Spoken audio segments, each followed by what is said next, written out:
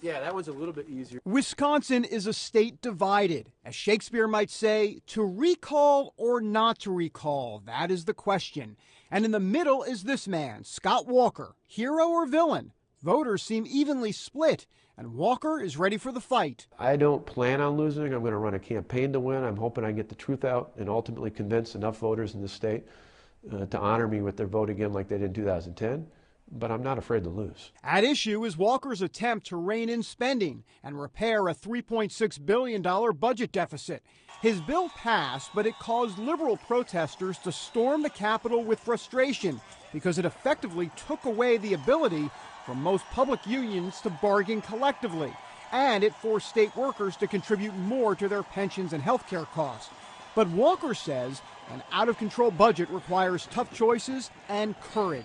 What I have heard for years are voters saying to me, I get sick and tired of these people getting elected to office, and then when they get there, they don't have the courage, they don't have the guts to take on these tough issues.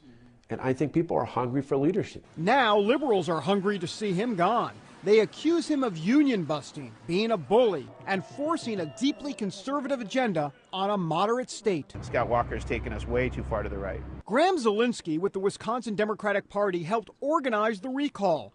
They needed 500,000 signatures. Well, they got double that, nearly 1 million. And that happened in 60 days, in the middle of the Christmas season, in the middle of winter, in the middle of Packer season, where it's very difficult to do this stuff. And it was the greatest petition drive in American history, precisely because people in Wisconsin are offended by this my way or the highway approach that Scott Walker is using. When Scott Walker goes to work every day here at the state capitol in Madison, Wisconsin, there are others that go to work too, namely protesters, singing protesters. They've been out here every day for over a year. Solidarity forever!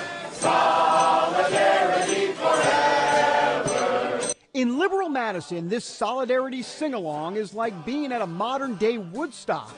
Pro-union forces crooning about sticking together and giving Walker the pink slip. There is frustration, there's anger, and there's confusion, and people on both sides, are upset with the divide in our state. They say you need no union. Walker's opponents are not just singing, they're dropping boatloads of cash, especially big national unions. Walker estimates that when all is said and done, they'll spend about $60 million to try and defeat him. I think clearly they want to defeat me. They want to take me out on June 5th.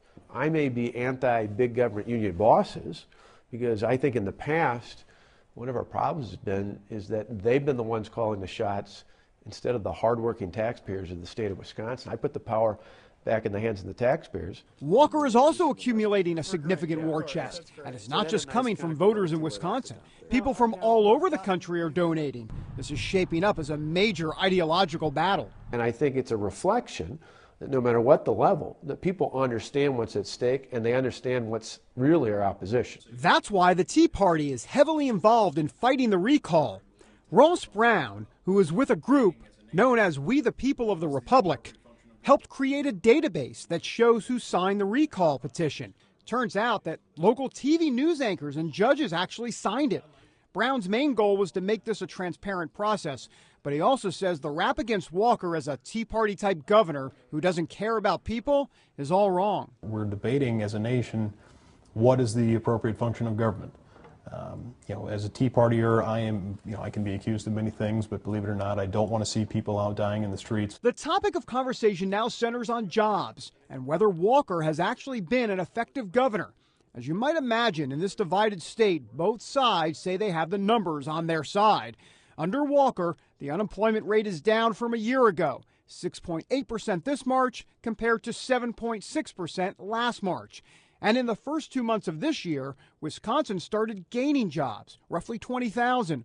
Walker had promised to create 250,000 jobs during his time as governor. There have been some locally here in the media who say, yeah, why don't you have 250,000 jobs?